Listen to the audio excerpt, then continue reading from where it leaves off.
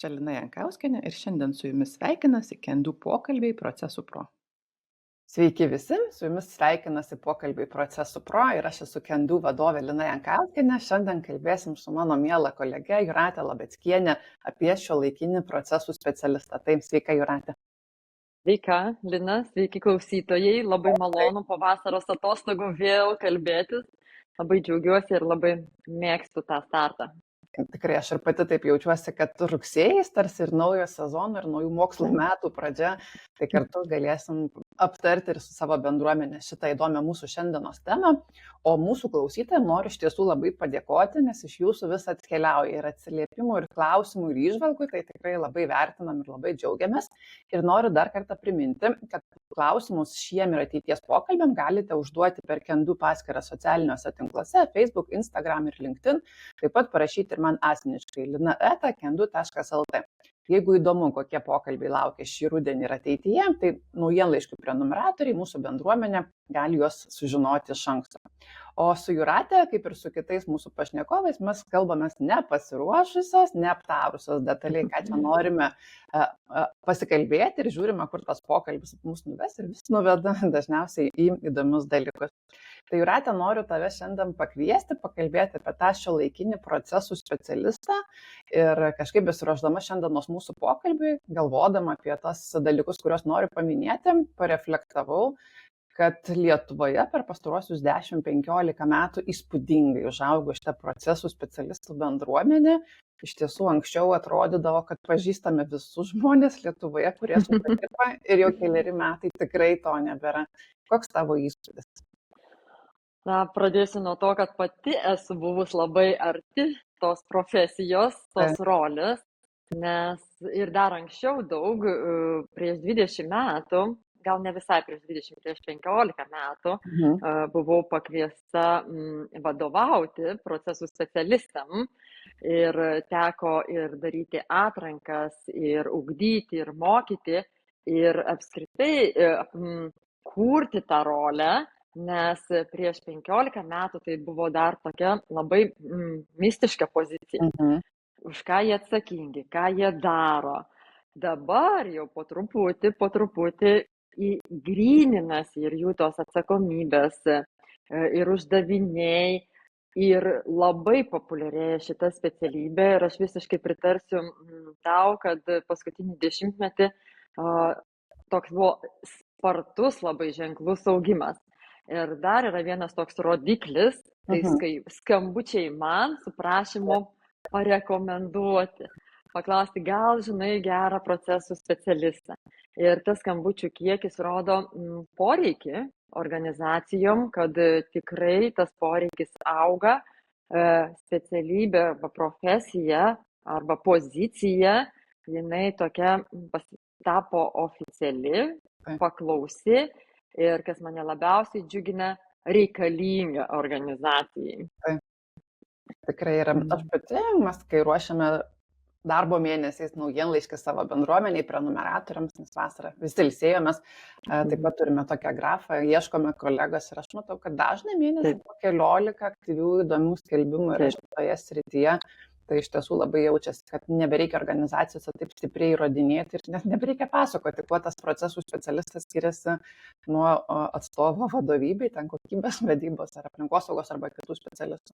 Tai aš pastaruoju metu matau labai įvairių pavadinimų ir manau, kad ir pati rolė, ko gero, šiek tiek transformuojasi. Ir mes dažnu atveju kalbam ne vien tik tai apie procesų valdymo specialistą arba procesų specialistą. Dažnai šitas vaidmuo, rolė, pareigybė organizacijų yra apipinta ir kitomis kompetencijomis, kas, man atrodo, yra labai prasminga ir šiuolaikiška tendencija. Tai galėsime apie tas kompetencijas netrukus pakalbėti. Ir tie specialistai, apie kuriuos mes kalbam šiandien, gali būti, kad taip pasikeičiant yra dirbantis ir su procesais, ir su lyno efektyvumo praktikomis, o galbūt ir skaitmenizacijos arba kitais, bet vis tiek esame bendruomenė, dalinamės tais pačiais iššūkiais. Tai Jūratė, noriu gal tavęs paklausti, kaip tu manai, kokie yra didžiausi iššūkiai tam šiuolaikiniam procesų valdymo specialistai ir gal apie patį požymį, kas tas šiuolaikinis yra tavo akimis? Vienu žodžiu, čia labai sunku pasakyti, nes labai daug niuansų yra ir vienoje organizacijoje tas procesų specialistas susiduria su vienokiais iššūkiais, kitoje organizacijoje su kitokiais. Labai stipriai priklauso nuo organizacijos brandos, O, tai. nuo kultūrinių dalykų, nes kaip bebūtų, procesų specialisto uždavinys pagrindinis tai yra kurti pokytį, Mhm. kažką keisti organizacijoje. Jis tam pasitelkia procesų valdymo visus principus, įrankius, metodus, bet iš esmės reiškia turi kažką pagerinti, pakeisti, adaptuoti, kad atitiktų tuos strategų lūkesčius. Na, o pokytis visada yra pokytis ir Mhm. mes puikiausiai žinom tą terminą pasipriešinimas Taip. pokyčiui. Ir dažniausiai turbūt tokia viena iš pagrindinių iššūkių įvardinčiau būtent ir tą organizacijos pasipriešinimą pokyčiam. Taip. Dėl įvairiausių dalykų, baimių. Šitą požymę esu sudėjusi kaip top numeris 1, kuris man iš esmės asocijuojasi su šita pareigybė, su šita role. Ir man praktikoje yra tekę labai daug kartų vadovam padėti apsispręsti, koks žmogus tiktų jų organizacijai, kaip pat šitas procesų valdymo vadovas arba specialistas. Ir gana dažnai organizacijos neturi galimybės išorės susirasti, ieško viduje, sako, Lina, tai patarkit, kuris šis žmogus tinka ir kokias savybės turi turėti, ir mes jau tada mokinsim ir kartu bandysim veikti. Ir mano labai dažnai palinkėjimas, sakau, ieškokit žmogaus, to, kuris nebijo. Eiti ir šnekėti, ir dėrėtis, ir kalbinti, ir susipykti, ir susitaikyti. Ir mes tikrai turim visi labai skirtingas asmeninės savybės, bet tas geras dvyliktukininkas, pajuokausiu, kartais sugeba surasti koridoriuose tuos atsakymus, kaip tą pokytį padaryti. Ir priešingai diabetą esu mačiusi metodiškai labai stiprių procesų specialistų, bet jiems yra nedrąsu eiti pasiginčyti, pavyzdžiui, su vadovais arba atnešti tam tikrą žinutę savo tiesioginiam įstaigos vadovui. Ir tada gali būti, kad tas pokytis labai taip stringa ir nesiseka jį atlikti. Tai asmeninės savybės, tas pokyčio priėmimas, sugebėjimas atstovėti, mano akimis, yra labai svarbi vieta. Ir mano dažnai palinkėjimas procesų specialistam, taip sakau, užsidėkit šalmą ir kokie 2 metai bus pokyčių metai. Bet nežinau, man tai susidaro įspūdis, kad yra ir kita auditorija, kurie žmonės, kurie negali be iššūkių ir be pokyčių, ir jiems labai labai tinka šitas vaidmuo. Jo, ypač lyderiam, žmonėm iš prigimties lyderiam, ne pozicija, kad aš esu lyderis kaip struktūroje, bet šiaip turiu tokią asmeninę lyderystės savybę, man patinka jo kažkam, taip vadiname, parduoti idėją, parodyti, kaip tą galima padaryti, kokį rezultatą sukursim. Tai labai svarbus toks charakterio būdas, prigimtinis būdas arba išugdytas būdas, tai lyderystė, gebėjimas tiesiog susidurti su kažkokiom tai situacijom, kurios nėra labai priimtinos organizacijai ir priimti tą iššūkį ir tiesiog pasiekti tą rezultatą. Tai labai svarbu. Bet prie to... Asmeninio atsparumo, žinojimo, kad čia nėra asmeninis puolimas, mano tai yra svarbu. Ką dar, Jūratė, pridėtum? Aš prie pasipriešinimo pokyčiam dar vieną iššūkį tokį kartu sugrupuočiau, tai vadovų neįsitraukimas. Kartais atrodo lyg ir organizacija pasiruošusi, bet vadovo pozicija procesų valdymo atžvilgių kartais būna, taip sakykime, keistoka. Jis sako, pasamdžiau procesų specialistą arba visą komandą arba kažkokį tai lyderį, jis tegu ir padaro tos visus uždavinius, pasiekia rezultatus. Bet puikiausiai žinom, kad savo pozicijoje procesų specialistas nėra įgalintas tam tikrų sprendimų priimti, iškomunikuoti kažkokius darbus, uždavinius kitiem organizacijos darbuotojams arba netgi vadovam. Dažnai jam tenka su aukšto lygio vadovais dirbti ir lyg ir liepti jam, nurodyti, ką reikia padaryti tam procesiniam valdyme. Ir tikrai jisai iš savo pozicijos, kur jis dažniausiai yra struktūroje, jis nėra įgalintas to daryti. Ir čia jo partneris turėtų būti vadovas arba keletas aukštesnio lygio vadovų. Ir tas vadovybės įsitraukimas procesinio valdymo sėkmė yra gyvybiškai svarbus. Jis privalo būti, nes tik tai toj komandai dirbant ir kartu einant galima kažko pasiekti. Tai vienas iš iššūkių vis dar, su kuriuo susiduria šiuolaikiniai procesistai, yra, kad neturi vadovų palaikymo. Taip, iš tiesų labai rimtas ir didelis iššūkis. Aš Mhm. asmeniškai pradėdama dirbti su organizacijomis, ieškau tokios šventos trejybės, pajuokausiu, bet vadovai, jų nusiteikimas, įsitraukimas, procesų kompetencija viduje, dažniausiai procesų specialistas, gal visa komanda, ir tada jau mes dalyvaujam kaip išoriniai pagalbininkai. Ir jeigu vyksta gera sinergija ir darbinis režimas ir įsitraukimas tarp šitų trikampių, trijų dalių, tai beveik ir sakyčiau, kad jau sėkmė gal ir galėtų ateiti šitoje organizacijoje. Ir priešingai, jeigu šitų trijų dedamųjų yra tik tai vienas, pavyzdžiui, stiprus specialistas, tai bet yra labai didelė nesėkmės tikimybė ir vienam žmogui, net ir vienai komandai, keliems žmonėms ištempti tą pokytį gali būti labai sunku. Tai mes apie vadovų įtraukimą esam tikrai nekartą kalbėjusios savo pokalbiuose, gal tada ir neišsiplėsim. Čia dar viena tokia sąsaja atsiranda, ką išgirdau pas tave, kompetencija. Kompetencija ir čia jau kalbam nebe apie pačio procesų specialisto kompetenciją, bet apie organizacijos darbuotojų ir vadovų kompetenciją. Praktiškai labai didelė sąsaja, nes dažnai vadovai neįsitraukia, todėl kad jie tiesiog tam tikrų dalykų nežino, nemoka, neturi procesinio valdymo kompetencijos. To procesinio žinojimo ir tada jie tiesiog susigudžia ir perdoda kitiems tos uždavinius. Tai aš manyčiau, kad kalbant apie procesų valdymo kompetenciją, mes ne tik tai į procesų specialistus turėtumėm žiūrėti, bet į visus ypatingai vadovus. Ir turiu pasidžiaugti, iš patirties galiu pasakyti, kad ne vienoje organizacijoje su personalo skyrium esam sukūrę tą paketą, ką naujai atėjęs vadovas turėtų išmokti, žinoti, pasikartoti, prisiderinti prie tos organizacijos. Ir procesų valdymas buvo viena iš tų kompetencijų, kurią reikėtų įgyti arba sustiprinti atėjus vadovauti į šią organizaciją. Tai labai labai svarbu ir tas ir tada ir pasipriešinimas pokyčiams, viskas taip sumažėja, kai žinios, gebėjimas, patirtis atsiranda. Aš apskritai kompetenciją žiūriu šiek tiek taip piramidės principu, nes labai nemaža tikimybė, kad yra tas pagrindinis ekspertas arba ekspertų komanda, kur ir matau procesų valdymo specialistą arba komandą procesų valdymo, čia ta veiklos efektyvumo komanda gali būti. Ir yra bėda, nes jiems kartais išmokinti likusią organizaciją, kaip sakai, ir vadovai turi turėti kompetenciją, kolegos, darbuotojai turi turėti, nebūtinai pavyksta. Tai išorinė pagalba padeda. Aš dar asmeniškai kartais susiduriu, kad procesų valdymo specialistai turi tokias labai nišinės kompetencijas, nežinau, pavyzdžiui, labai profesionaliai modeliuoja, dokumentuoja procesus, bet labai silpnai diegia ir, tarkim, ten, nežinau, stebėseną vykdo tų procesų. Ir kartais norisi pasakyti, kad dar ir patys procesų valdymo specialistai taip turėtų šiek tiek įsigilinti į sisteminį procesų valdymą, apie ką beje turėsim kartu su Jūrate ir seminarą rugsėjo mėnesį. Kviečiu visus prisijungti, seminaras trumpas, nemokamas, paskui ir įrašą viešinsim Kendų svetainėje.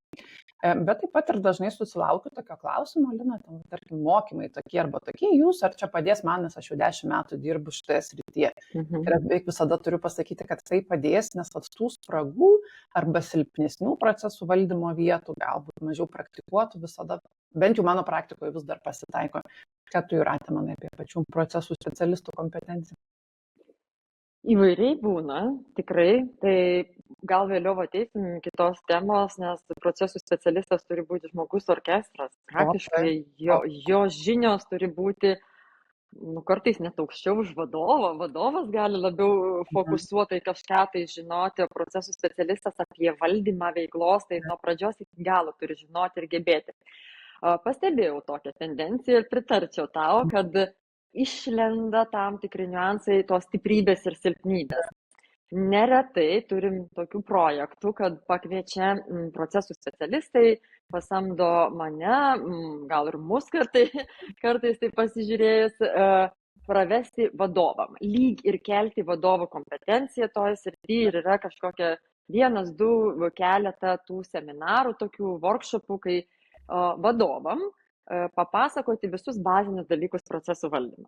Paprastai tuose seminaruose dalyvauja ir tie procesų specialistai kaip organizatoriai, kaip pagalba ir jie nori paklausyti. Ir po tų mokymų sugrįžta pas mane ir sako, man buvo nauja, va tam tikras dalykas. Arba aš supratau, kad va šitam etape, va kaip ir pati minėjai, stebėsenoj, man trūksta žinių, nes aš išgirdau įdomių dalykų. Bet gal galim mes dar kažkur pasimokyti, pasigilinti. Tai lyg ir jisai, jam atrodo, tam procesų specialistui, kad jisai žino, bet jis nežino, ko nežino. Todėl tas toksai labai metodiškas, gražus informacijos davimas procesų specialistui, ugdymas, jisai yra visada svarbus. Tai aš manau, kad netgi geram patyrusiam procesų specialistui tikrai verta karts nuo karto apsilankyti konferencijose, struktūrinėse mokymuose, nuosekliuose, tam, kad jis tiesiog atnaujintų žinias. Nes kartais jis tikrai viską žino, bet dėl kažkokių aplinkybių jam nereikėjo to praktikuoti, naudoti savo veikloj ir jis pakeitęs darbą, jau reikia to ir tos žinios, kaip mes žinom, visos žinios nenaudojamos, jos užsimiršta. To ir paprastesnė priežastė, nes jeigu, tarkim, darytume prielaidą, kad štai 10 metų praktikuoju šitoje rolėje ir gal kas 2-3 metai keičiu darbovietę, tai nemaža tikimybė, kad ateinu, inicijuoju pokyčio pradžią. Pradžioje dažniausiai, aišku, yra dėmesys, mokymai, ten modeliavimo sesijos, sistemos kūrimas. Išeinu kitoje organizacijoje, vėl tas pats. Ir gali būti, kad nebuvo galimybės pakankamai jau brandžiame etape, gal nežinau, 5 arba 7 metų, po to procesinio valdymo pasipraktikuoti, o ten tie iššūkiai gali būti, kad kyla visiškai kiti arba papildomi, tokių, kokių nėra pokyčio pradžioje. Tai man rodos, kad procesų specialistam taip atsitinka ne dėl kažkokio žingeidumo trūkumo, bet tiesiog dėl to, kad pats procesų valdymas evoliucionuoja pakankamai ilgesnį laiką organizacijai ir tų ten praktikų ir etapų yra tikrai visokių. Ir mes kažkaip galvodamos apie šitus dalykus kartu su Jūrate prieš kelerius metus jau pradėjom kurti procesų pro programas. Tai noriu pasidžiaugti, kad šiais metais turime dar atnaujintą formatą tiek mokymosi grupėje, nes kai kas iš tiesų labai mėgsta dalintis patirtimi ir savo, ir išgirsti kitų komandų iššūkius. Ir taip pat turime procesų pro individualaus mokymosi grupę, kur savo patogiu laiku kiekvienas gali prisijungti, pasižiūrėti, paskui pabendrauti su manim, su Jūrate. Ir matau, kad tos programos vis aktualios ir kažkaip jas kuriant, bent jau man asmeniškai buvo labai svarbu, kad būtų tose vietose užpildyta metodinė informacija, praktinė informacija, tie dalykai, kur mes matom, kad praktikoje būna silpnesni, mažiau dėmesio, gal nepriejo rankos, gal nebuvo toks prioritetas, naujesnės metodikos, kad būtų įtrauktos, kur nebūtinai visada eina su procesiniu valdymu, ar tai būtų klientų patirties valdymas, ar tai būtų vertės rautai, efektyvumas proceso konkretaus, kad vis matytųsi horizonte vienas arba keli dalykai procesų specialistam, ką dar galime nuveikti, jeigu kartais branda procesų valdymo yra pakankamai neblogai jūsų organizacijai.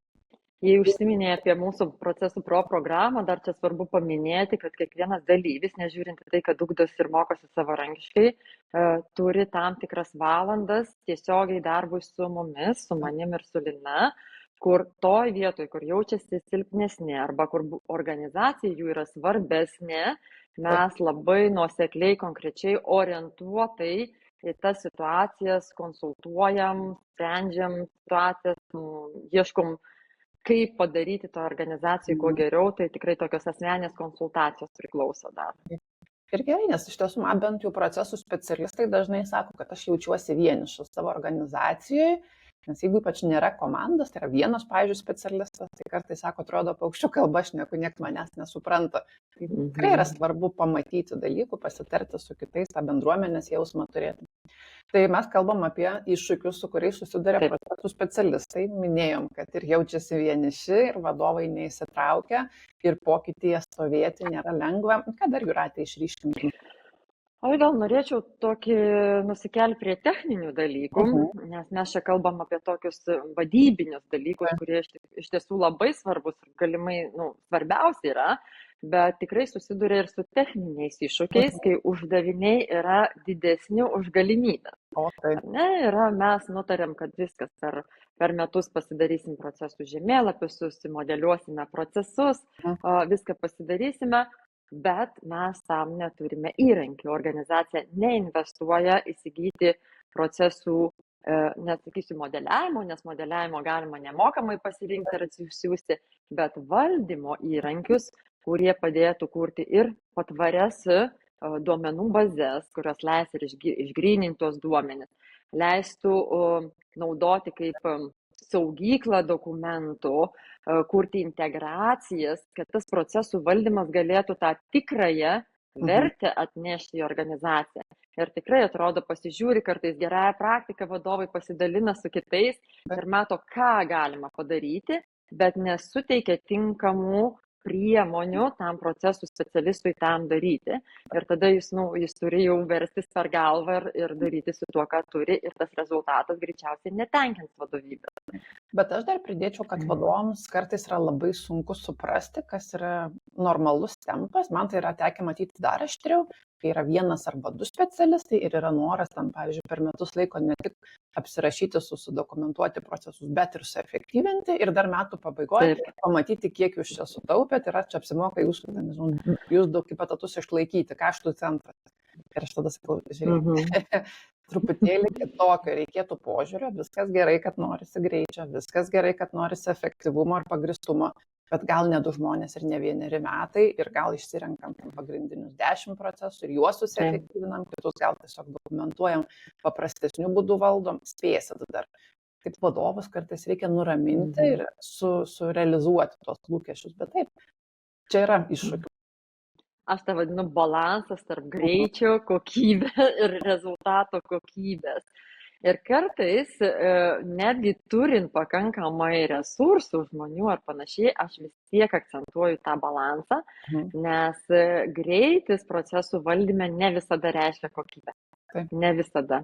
Nes procesų valdymas, net modeliavimas, jis neturi labai tokios sausos užduoties, susimodeliuokim. Po šio uždavinį, po šio veiksmų slepiasi labai daug naudingų organizacijai dalykų. Reiškia, inventorizuokim, atpažinkim, paklauskim, ar mums to reikia, paanalizuokim, nuspręskim kažką, tai yra pakankamai laiko imlus procesas, jeigu mes norim kokybiško rezultato. Ir čia jau labai skubėti negalima. Čia šiaip labai įdomus dalykas ir procesų specialistui reikia gebėti išlaikyti tą balansą, kad jeigu mes per lėtai judėsim, tai tas rezultatas, ta nauda bus labai stipriai atsiliekanti, o nematant rezultato, verslas sako, bereikalinga funkcija, bereikalinga pozicija ar rolė. O jeigu skubėsim, lyg ir greitas rezultatas, bet ar jis kokybiškas, greičiausiai ne. Tai tą išlaikyti, atrasti tinkamą organizacijai tempą yra labai sudėtinga.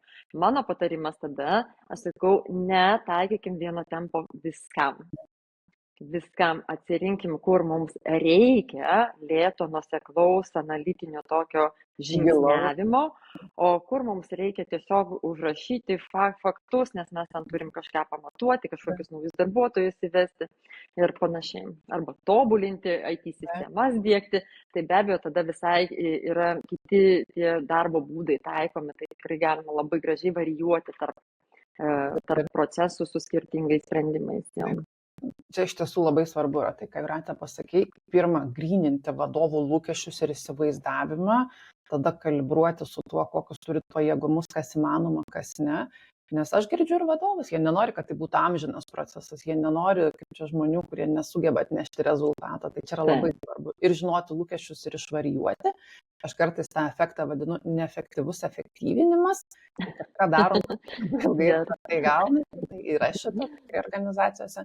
Ir labai geras akcentas, Jūrate, ką paminėjai, nereikia viską žiūrėti pro vienu sakiniu. Tai yra dalis procesų, kur reikia gylio, reikia pusmetį metus vargti, reikia susitvarkyti ir duomenis ir IT sistemas. Ir yra dalis, kur gal užtenka paprasčiau, čia dabar tiesiog apsirašom, pabandysim standartizuotis, suspėsim, prieis rankos, jeigu kažkada tai bus taip pat prioritetų sąraše. Tai procesų specialistams yra nemažas iššūkis. Aš gal kartu su šita tema dar norėčiau pakalbėti ir apie tai, kad patys kompetencijų lūkesčiai, ko gero, labai keičiasi procesų specialistam ir jeigu kažkuriuo metu organizacijos, gal taip kokybės vadybos kontekste labiau taip ir žiūrėjo, kad yra procesų standartizavimas, apsirašymas ir man tas nešiuolaikinis procesų specialistas, bet aš savo praktikoje esu su tokiais susidūrusi, tai yra tas, kur sėdi savo kabinete, dokumentuoja viską, turi gražų paketą, ateina auditas, yra ką parodyti, žodžiu, gaunam sertifikatą. Ir man labai juokinga, nes vienoje didelėje organizacijoje, mes kai pradėjau jų klausti, sakau, ar jūs turit procesų specialistą? Sako, Lina, aš nežinau, aš turėčiau paklausti, mes turim kažkokį kokybės žmogų, kuris sėdi kabinete ir niekada niekur nevaikšto ir su nieko nešneka. Sako, gal ten mūsų procesų specialistas? Tai labai, labai praeitis darbo metodas, kompetencija yra ta, kaip ir minėjai, bendrauti, kalbėti, derinti, spręsti ir net ir sumodeliuoti, aprašyti procesą yra jau nemažai iššūkių. Bet aš turiu omenyje, kad tos kompetencijos dar labiau plečiasi, nes jau vadovai ima pageidauti, kad tai būtų žmonės, kurie turi ir technologinės kompetencijas, gebėtų dirbti galbūt su kažkokiais minimaliais skaitmenizavimo dalykais. Čia jau klausimas, kiek lūkesčių yra, bet kad skaitmenizavimo, automatizavimo, robotizacijos, minitos robotizacijos kompetencija taip pat bus veiklos efektyvumo komandoje, jau ko gero nieko nenustebinsim. Manau, kad ir dirbtinis intelektas tiek pačiam procesų valdymui, tiek kaip procesų įrankis, ko gero taip pat greitai palies šitas komandas. Jeigu jūsų komandose tokio lūkesčio dar nėra, tai bet kuriuo atveju manau, kad jūsų IT kolegos dirbantys su sistemom ir duomenimis, ko gero yra jūsų dažni draugai ir jau tampa pakankamai dažna mūsų rekomendacija, praktika, kad jie taip pat procesų tose darbinėse sesijose dalyvauja kartu, padeda susidėlioti ir IT dalį. Tai nežinau, Jūrate, kokios tu tendencijas apie kompetencijas pastebi? Aš tik norėčiau pabrėžti, kad reikia labai atskirti, kad reikalingo dviejų tipų kompetencijas. Tos techninės yra labai svarbios, nes reikės modeliuoti, reikės analizuoti, dirbtinį intelektą taikyti ir panašiai.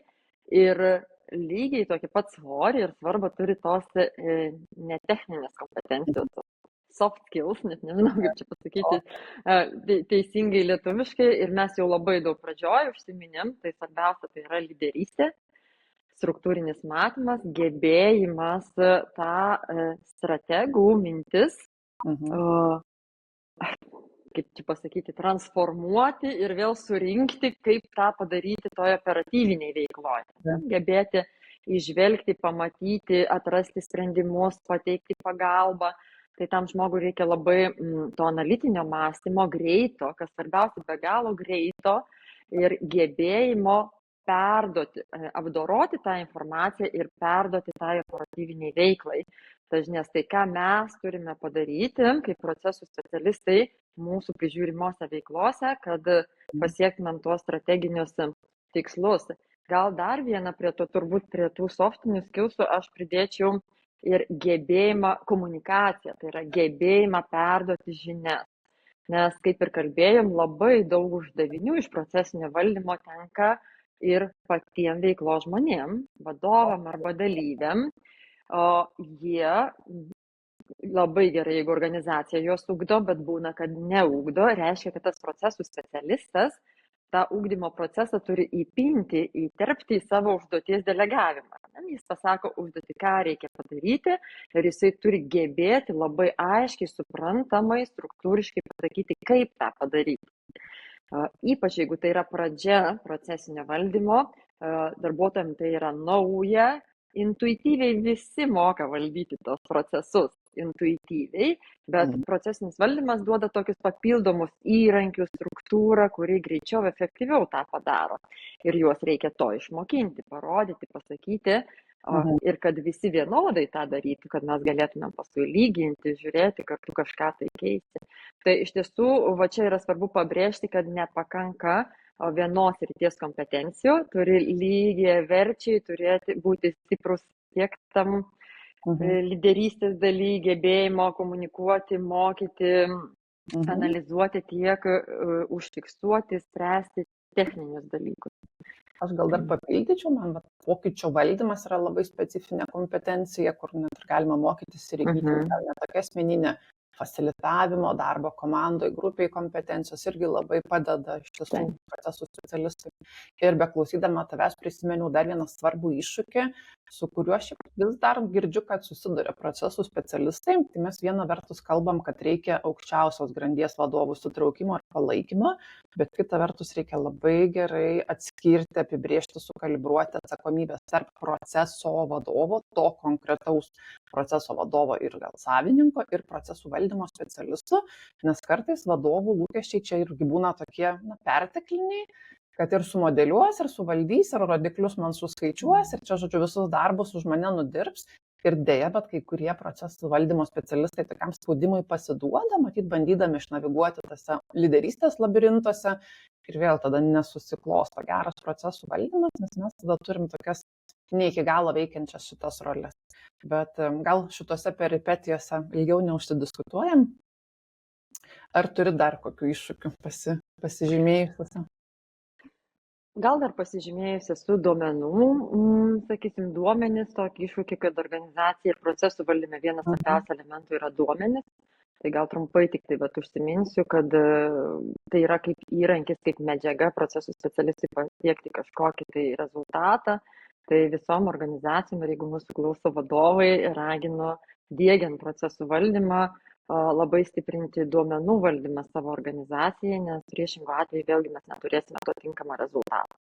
Tai iš tų tokių iššūkių turbūt šitie labiausiai, be abejo, jau ką ir pati užsiminėjai, ta riba tarp tų atsakomybių. Tai kam tą karštą bulvę numesim, ne, kai turime užduoti, lyg ir teoriškai vadovo rolė turėtų labai daug ką daryti, sekti, stebėti, nustatyti, ten generuoti idėjas, bet jinai yra labai dažnai numetama tam procesų specialistui.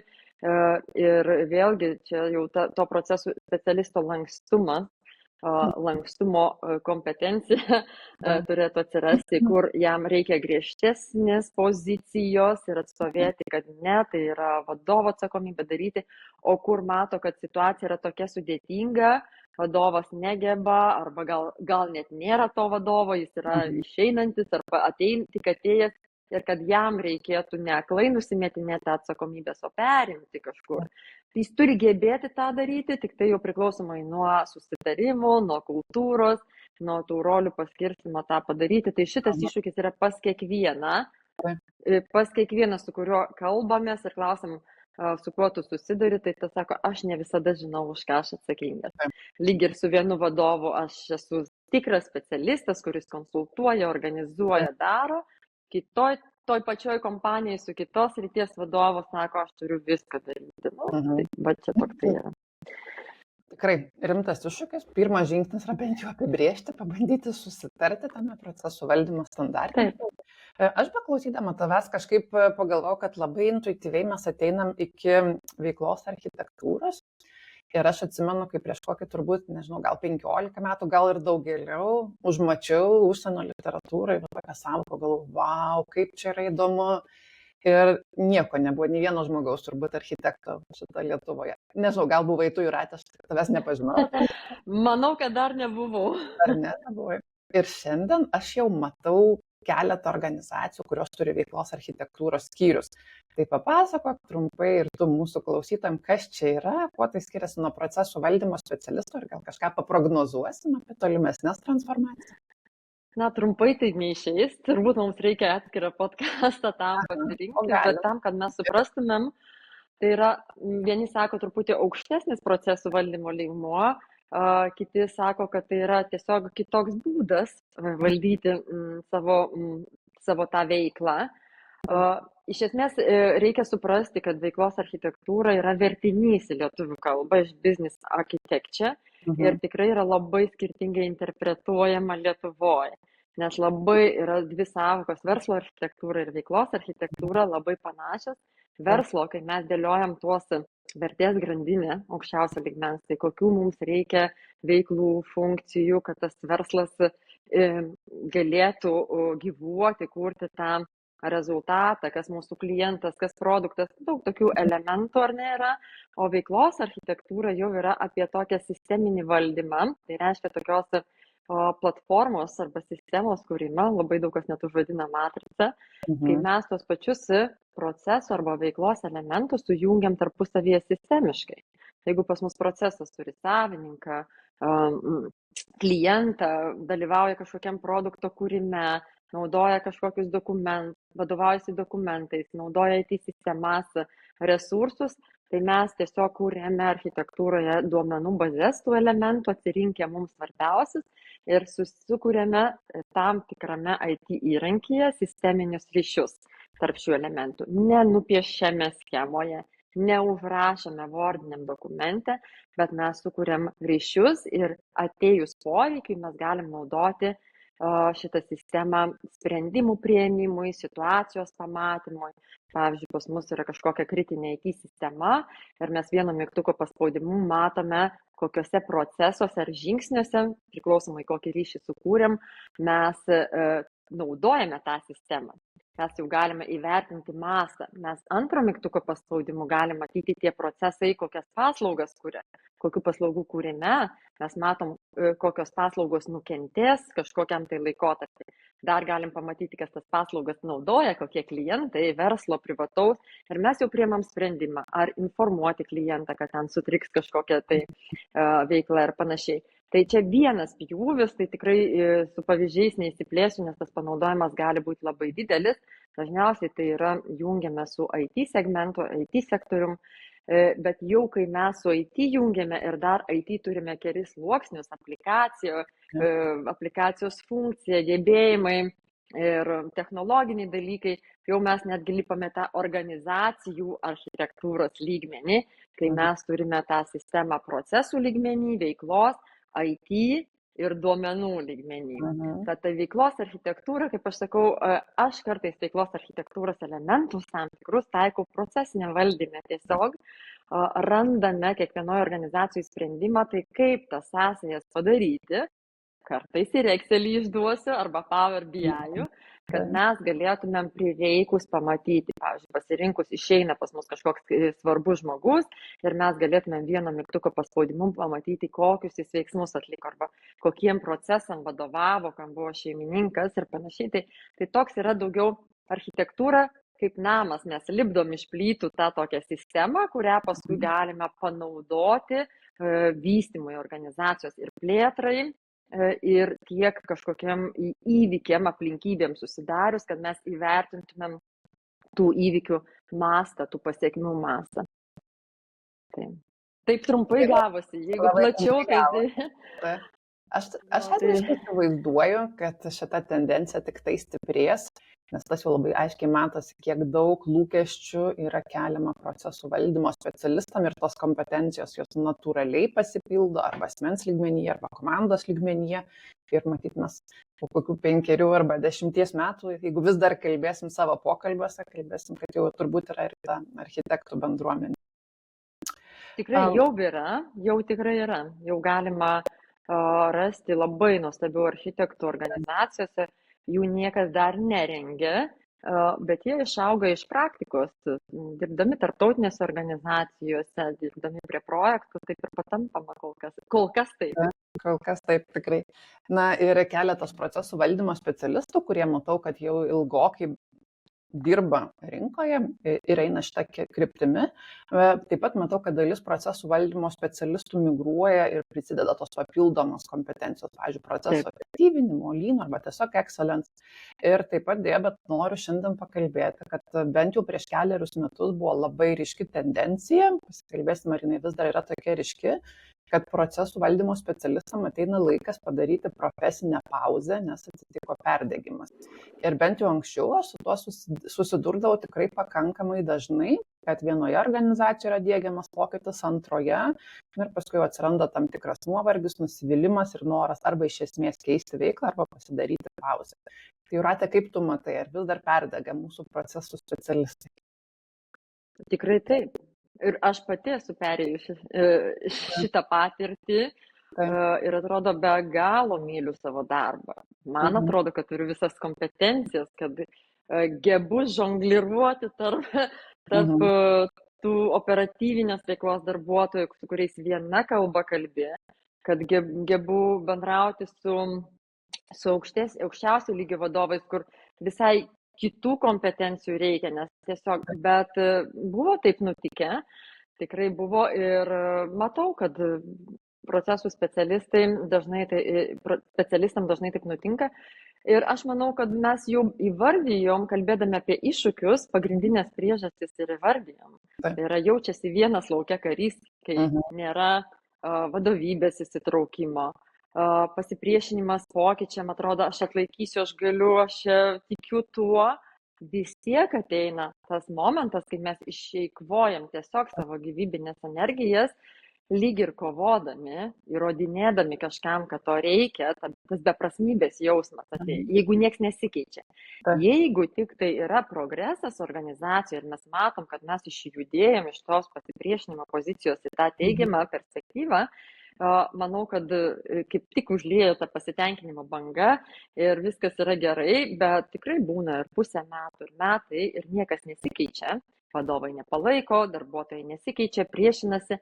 Tai yra visiškai normalus fiziologinis dalykas, kai mes labai visą laiką intensyviai dirbam, kažkam kažką bandom parduoti, rodyti, arba galiausiai bandom patys padaryti, jeigu organizacija nepalaiko.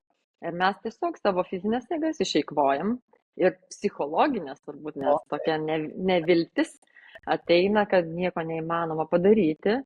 Bet jeigu procesų specialistas tas toks tikras nuo širdies, nuo dūšios, jis padaręs pertrauką, jis tikrai grįš ir supras, nes tas tikėjimas, kad ką galima padaryti su procesų valdymu, jis visada ir kirba, kaip pats geriausias toks įrankis ir aš galiu su tuo padaryti, aš moku, aš gebu ir tas noras sugrįžta.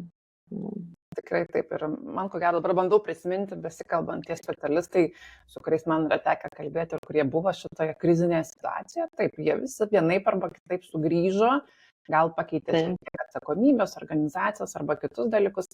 Aš asmeniškai manau, kad pamačius procesų valdymą ir pamačius efektyvinimo praktikas nebegali atmokti atgal. Tiesiog tu nuo šiol taip pasaulį, tuo tiki ir sunku ko gero to atsisakyti. Bet pritariu, tie iššūkiai iš tiesų yra nemenki, ne visose profesijose, ne visose pareigybėse yra tiek daug ir tokių rimtų iššūkių.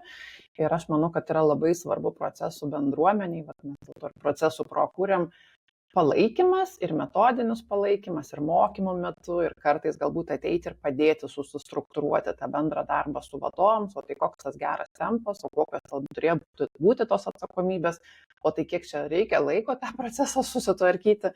Tiesiog padėti susikalbėti su vadovom ir kartais tos situacijos yra išsprendžiamos ir nėra tokios labai beviltiškas. Dar norėčiau kitą tendenciją su procesų specialistais paminėti, nes mes dabar kalbam, kad jie tiek daug daro, tikrai labai daug daro ir labai dažnai perdega arba tiesiog emociškai išvargsta, bet esu pastebėjus dar vieną geresnę tendenciją, kad procesų specialistai labai dažnai yra, kaip aš sakau, pavogiami iš procesų skyriaus ir patampa tam tikros veiklos vadovais. Nes padirbę kartais pusmetį pakanka, kartais metus du, jie patampa tokie geri specialistai, jie geba tikslus nustatyti veiklai, jie geba nustatyti rodiklius, kaip matuosime, geba išvelgti visus niuansus, rizikas, valdyti jas, jie analitikai, priema sprendimą arba siūlo, kaip gerinti tą veiklą, stebi, jie patampa tokiais gerais vadovais, kad jeigu tik tai yra pačio procesų specialisto noras kažką tai keisti ir augti karjeroje, tai tikrai mano praktikoje yra ne vienas procesų specialistas paimtas, pavogtas arba jam pasiūlyta patapti tos srities vadovu, kurį jis prižiūrėjo kaip procesų specialistas. Tai ir aišku liūdna tada procesų skyriui, procesų valdymo vadovui vėl reikia atrasti, mokyti, ugdyti, naują žmogų įvesti, bet kita vertus yra labai džiugu. Džiugu, kad tikrai yra pamatyti jie, kad jų įdėtas darbas yra tiesiog įvertintas ir žmogui pasiūlyta turėti geresnę poziciją organizacijai. Na ir pabaigoje mes paprastai pasidalinam palinkėjimais savo auditorijai, savo bendruomeniai. Ir šiandien besiruošdama galvoju, kokią istoriją jums noriu papasakoti. Tai nežinau, ar yra tekę susidurti. Lietuvoje yra toksai Lietuvos profesijų klasifikatorius, katalogas, kuriame yra sustandartizuotos specialybės, kurias mes turime Lietuvoje. Ir aš taip maždaug kas pusmetį metus patikrinu, ar jau yra atsiradęs procesų valdymo specialistas. Na, ir vis dar nėra. Ir juoko dėlė gali būti, kad kai kurie matėte ir mūsų socialinėse tinkluose, pajuokaujam, kad misionierius ten yra įtrauktas, kaip katalikiška tokia religinė specialybė, o procesų valdymo specialisto vis dar nėra. Ir visi procesų specialistai yra inžinerinio profilio, tam, pavyzdžiui, cheminių procesų specialistai, ar kažkokie kiti gamybinių. Tai žodžiu, aš savo pati vis laukiu ir galvoju, kad tą dieną, kai tame klasifikatoriuje procesų valdymo specialistas atsiras, mes matyti nebekalbėsim apie tai, kad čia yra inovatyvi, moderni, kažkokia nauja specialybė, jau kalbėsim, kad viskas standartizuota ir esam pripratę, bet kol nėra, tai ko gero sveikinu, kad mes vis dar esame inovatyvus, ar ne? Ir mūsų bendruomeniai tikrai nuoširdžiai noriu siūsti palaikymo žinutę, prasideda ir darbinis sezonas ir metai. Esam jūsų palaikymo komandai, gal ne visada turim progos pabendrauti asmeniškai, bet labai tikiuosi, kad socialiniais tinklais, mūsų pokalbiais ir galbūt kitais renginiais tos žinutės pasiekia jūs ir jūsų vadovus. Tai labai jaučiu bent jau iš pokalbių klausytojų atsiliepimų, kad matyt taip ir yra. Tai linkiu jums, nežinau, stiprybės, atsparumo šitiem iššūkiam, apie kuriuos šiandien kalbėjom. Ką, Jūrate, tu palinkėsi? Prie stiprybės ir atsparumo aš tai palinkėčiau nepamesti tikėjimo. Nes jeigu jūs esate šitoj roliai arba šitoj pareigybei, tai tikrai žinau, kad tikite, jog procesų valdymas gali padaryti labai daug. Gali transformuoti veiklą, išspręsti jos problemas, sukurti galimybės. Tai kad ir su kuo susidurtumėt organizacijoje, nepameskite to tikėjimo. Aplinkybės nesumenkina to įrankio arba valdymo būdo, kuris yra nuostabus. Ir antras turbūt drąsos. Tai drąsiai, jeigu šiandien jų yra tokia struktūra arba tokia organizacinė kultūra, kad procesų specialistas yra tos arčiau operatyvinės veiklos darbuotojų, tas lygmuo yra kažkoks žemesnis, tai patikėkit manim, jūs esate tas asmo, kuris gali drąsiai nueiti pas generalinį vadovą ir pasakyti savo pasiūlymus, savo įžvalgas. Ir paprastai vadovam tai labai patinka. Jie labai sveikina tokią iniciatyvą, pradeda bendravimą, jūs įgysit tokį palaikymą ir pagalbą savo darbams, savo uždaviniams ir pamatysit, kaip jūs gerai jausitės. Jūs psichologiškai pasitemsite, tai drąsos, tikėjimo ir to paties, ką Lina palinkėjo. O jeigu jūs jaučiatės stiprus dar pakankamai savo kompetencijoje arba bijot, kad nežinot, ko nežinot, aš mėgstu tą pasakyti, tai mes su Lina ir esame tam. Mes kiekvienais metais kažką kūrėme, kad tik galėtumėm kuo daugiau informacijos pasidalinti su savo sekėjais, su savo klientais. Mūsų misija yra ugdyti žmonės ir mes labai su džiugesiu tą darom. Tai kviečiame į visus mūsų mokymus, programas, o jeigu tokių dar neturim, o jums reikia, tai pasakykit, mes savo kompetenciją ruošusi. Tikrai. Ačiū, Jūrate, puikus palinkėjimai ir dėkoju mūsų klausytojams. Pasimatysime ir kitose pokalbiuose. O pabaigai, kaip ir visada, noriu pakviesti, kad jeigu jūs sudomino šis arba kiti mūsų pokalbiai, juos galite rasti YouTube ir Spotify paskyrose. Dalinkite su savo kolegomis, bendruomenio, gal ir tais vadovais, kurių palaikymo kartais pritrūksta. Ir ateities pokalbių temas galima pamatyti mūsų naujienlaiškio prenumeratoriams. Užduokite mums klausimus, mielai mes juos atsakysime ir įterpsime į savo pokalbį. O šiandien, Jūrate, jau atsisveikinu ir sakau iki kitų pokalbių. Iki. Dėkoju tau, dėkoju klausytojams, iki pasimatymo.